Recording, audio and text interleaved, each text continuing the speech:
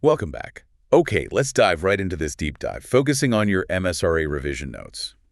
Today, post-nasal drip. Yep, we're going to unpack these notes, pull out the really high yield stuff, and help make it stick for you. Think of it as your shortcut for the exam and, for practice too. Exactly. Quick and effective. Okay, first things first.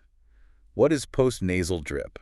According to these notes, the core definition. So fundamentally, it's described as the sensation, the feeling of mucus dripping down your throat from your nose or sinuses. Just a sensation. Well, yeah, but the notes stress it's usually because of either too much mucus being made or the drainage, the clearance isn't working right. Ah, okay. So it's the feeling, yes, but it's pointing to an actual mucus problem, volume or flow. Precisely. That's the key takeaway for the definition. Got it. Now, this is crucial for spotting it. Yeah. What causes it?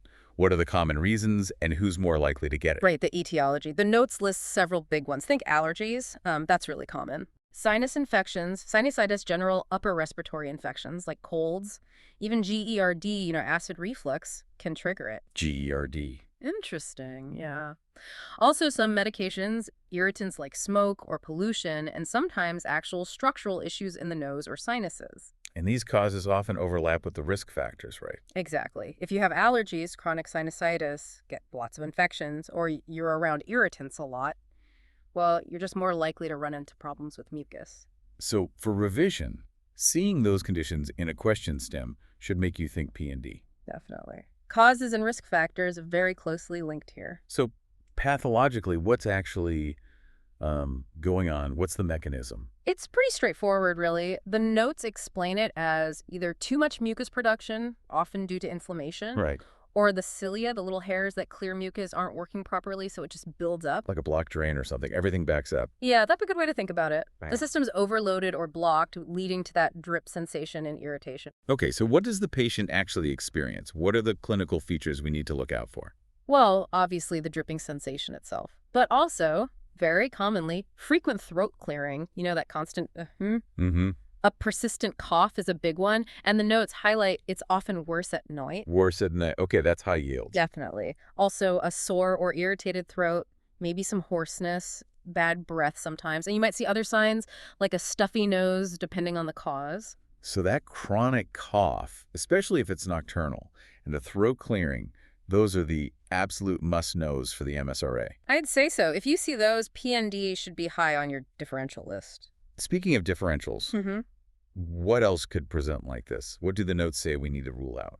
Good question. You need to think about other things causing chronic cough or throat symptoms. Asthma is one. Right. Chronic bronchitis, laryngopharyngeal reflux, LPR, which is like GERD affecting the throat, Okay. and other infections, maybe more persistent ones. And distinguishing these is important because, well, the treatment's different. Completely different, yeah. You can't treat asthma cough the same way you treat PND from sinusitis. You need to know the cause. Which leads us to investigations. How do the notes suggest we figure out that cause? It really starts with the basics. Yeah. A good, thorough history asking about symptoms, triggers, timing, and a proper physical exam. Looking up the nose, the throat. Exactly. Look for signs of inflammation, polyps, discharge. Sometimes, if you suspect sinusitis or a structural issue, you might need imaging. Like sinus X-ray or CT. Yep. Or if allergies seem like the main driver, allergy testing can be really helpful. Okay, so history, exam, then targeted tests if needed. Once you have a likely cause, how do we manage it based on UK guidelines in the notes? The absolute #1 principle is treat the underlying cause, always. Right. Don't just suppress the drip. No. So if it's allergies, antihistamines, maybe nasal corticosteroids. If it's bacterial sinusitis, antibiotics might be needed. Saline nasal washes are often helpful regardless, just to clear things out. Makes sense. Avoiding triggers like smoke or allergens is key too. And, very occasionally, if there's a significant structural problem, surgery might be considered. So the key message for revision, management flows directly from the identified cause. Absolutely. No single PND treatment. It depends. What about prognosis? What's the typical outlook? It really varies. If you identify and treat the cause effectively, the prognosis is generally good, symptoms improve. But if it's a chronic underlying issue, like severe allergies or structural problems, it might require ongoing management. And complications. Does the drip itself cause problems? Not really, according to the notes. The drip is mostly just annoying. But, and this is important, the untreated underlying cause certainly can lead to complications. So like untreated sinusitis could get worse, or chronic inflammation could lead to other issues. Exactly. Untreated sinusitis, other respiratory infections, worsening asthma. It's the root cause, not the symptom itself, that drives the complications. Okay, let's quickly summarize the high-yield points for MSRA revision then. Know the definition. Sensation plus a mucus issue. Yep.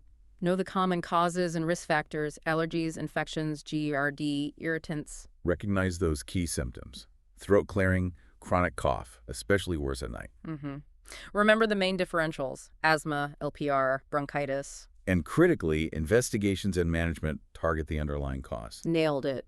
Perfect. So here's a final thought to ponder. Go on.